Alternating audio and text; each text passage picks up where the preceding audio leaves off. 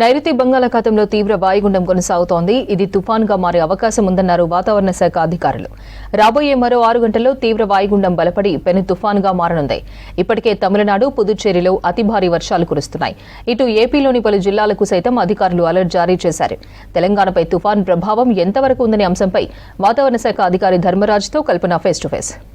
నైరుతి బంగాళాఖాతంలో కొనసాగుతున్న తీవ్ర అల్పపీడనం వాయుగుండంగా మారి ఈ రోజు తీవ్ర వాయుగుండంగా కూడా మారింది.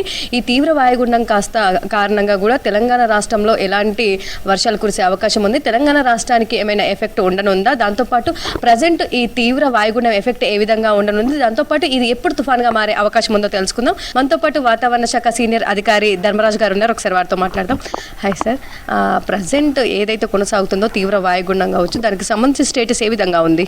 ప్రస్తుతం కనుక బంగాళాఖాతంలో చూసుకున్నట్లయితే నైరుతి దిశగా కదులుతున్నటువంటి ఈ యొక్క తీవ్ర వాయుగుండం ఏదైతే ఉందో ప్రస్తుతం ఉత్తర వాయువ దిశగా కదులుతూ మహాబలేశ్వరం, కడికల్, పుదుచ్చేరికి దగ్గరలో ఇది క్రాస్ అయ్యే అవకాశం అయితే ఉంది. రేపు మధ్యాహ్నానికి కల్లా 30వ తారీఖు కల్లా ఇది క్రాస్ అయ్యే అవకాశం అయితే ఉంది. ప్రస్తుతం ఇది తీవ్ర వాయుగుండంగా మాత్రం కదులుతూ ఉంది. సో ఎప్పటి వరకు ఇది కన్వర్ట్ అయ్యి తుఫాన్గా మారే అవకాశం ఉంది?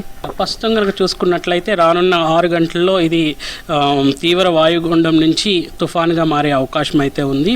సో ఈ కలయికను బట్టి ఎప్పటికప్పుడు ప్రజెంట్ అయితే మానిటరింగ్ అయితే జరుగుతూ ఉంది. ప్రస్తుతం ఇది 70 నుంచి 80 కిలోమీటర్ల వేగంతో ప్రస్తుతం ఇది కదులుతూ ఉంది. ఒక్కసారి తీరాన్ని దాకినప్పుడు మాత్రం కొంచెం వేగంగా కూడా కదిలే అవకాశం అయితే ఉంది. 90 కిలోమీటర్ల వేగంతో గంటకు కదిలే కూడా అవకాశం అయితే కనిపిస్తుంది. మన తెలంగాణ రాష్ట్రానికి ఎట్లా ఉండనుంది ఎఫెక్ట్? దాంతోపాటు ఈ తుఫాన్ కారణంగా కావచ్చు, వాయుగుండం కారణంగా కావచ్చు, ఏ రాష్ట్రాలకు సంబంధించి వర్షాలు కురిసే అవకాశం ఉంది? తమిళనాడులో ఉత్తర తమిళనాడుకి మాత్రం ఎక్కువ వర్షాలు అనేవి ఉండే అవకాశం అయితే ఉంది. భారీ నుంచి అతి భారీ వర్షాలు, ఈవెన్ మన దక్షిణ ఆంధ్రాకు కూడా ఎక్కువ వర్షాలు అనేవి ఉన్నాయి. నెల్లూరు, ప్రకాశం, ఇంకా చూసుకున్నట్లయితే తిరుపతి, ఈ యొక్క ఏరియాస్లో కొంచెం ఎక్కువ వర్షం కూడా పడే అవకాశం అయితే ఉంది. ఇక్కడ రెడ్ అలర్ట్ కూడా జారీ చేయడం జరిగింది. మన తెలంగాణకైతే దీని యొక్క ప్రభావం అనేది తక్కువనే చెప్పుకోవచ్చు.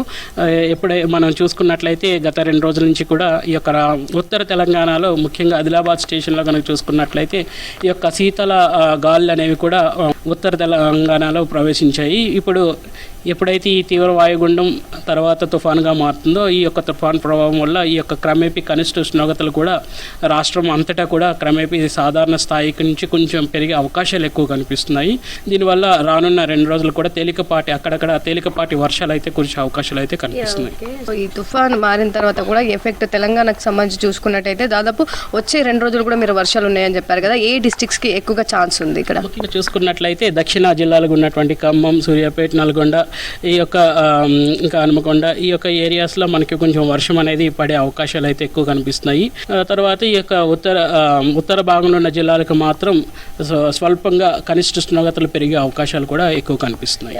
సో ఈ మధ్య కాలంలో చూసుకున్నట్టయితే చలి తీవ్రత కూడా మనకు అధికంగా కనిపిస్తుంది. దాంతోపాటు మనకు సింగిల్ డిజిట్స్లో కూడా నమోదవుతా ఉన్నాయి కనిష్ట ఉష్ణోగ్రతలకు సంబంధించి. ప్రజెంట్ ఏ డిస్ట్రిక్ట్స్లో అధికంగా మనకు చలి తీవ్రత కనిపిస్తూ ఉంది, దాంతోపాటు శీతల గాలులకు సంబంధించి కూడా ఏ విధంగా ఉంది? ప్రస్తుతం కనుక చూసుకున్నట్లయితే ఆదిలాబాద్లో కనుక చూసుకున్నట్లయితే ఈ శీతల గాలులు అనేవి చూసుకుంటే కనిష్ట ఉష్ణోగ్రతలు అనేవి ఇక్కడ 8.7 డిగ్రీల వరకు కూడా, అంటే సాధారణం కంటే ఒక 6 డిగ్రీలు ఇక్కడ డ్రాప్ అనేది కనిపిస్తుంది. ఇంకా చూసుకున్నట్లయితే మెదక్లో కూడా ఈ యొక్క శీతల గాలులు అనేవి సాధారణం కంటే తక్కువ ఉన్నప్పటికీ కూడా ఇక్కడ శీతల గాలి యొక్క వార్నింగ్స్ ఏమీ జారీ చేయలేదు. ప్రస్తుతం ఒక ఆదిలాబాద్ డిస్టిక్ మాత్రం వార్నింగ్స్ అనేవి జారీ చేయడం జరిగింది. ఈ బంగాళాఖాతం, అరేబియన్ సీలో ఎక్కువగా మనకు ఏర్పడుతున్నాయి అల్పపీడనాలు కావచ్చు, వాయుగుండాలు కావచ్చు. ఇవి ప్రస్తుతం కనుక చూసుకున్నట్లయితే లానినా ప్రభావం అనేది ఈ యొక్క నైరుతి పవనాల్లో కనుక చూసుకున్నట్లయితే ఎక్కువ వర్షపాతానికి ఇవ్వడానికి ఎక్కువ ఆస్కారం అయితే ఉంటుంది.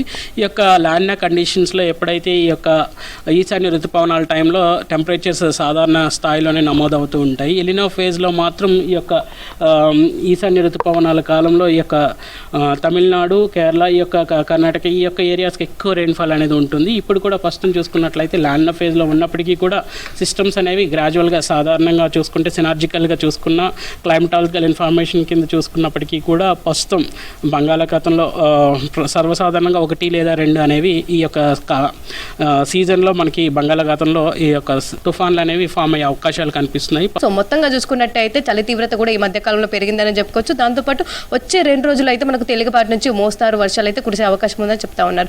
ఇవి వెదర్కి సంబంధించిన అప్డేట్స్. కెమెరా పర్సన్ నాగరాజ్తో కల్పన, కృష్ణ, V6 న్యూస్, హైదరాబాద్.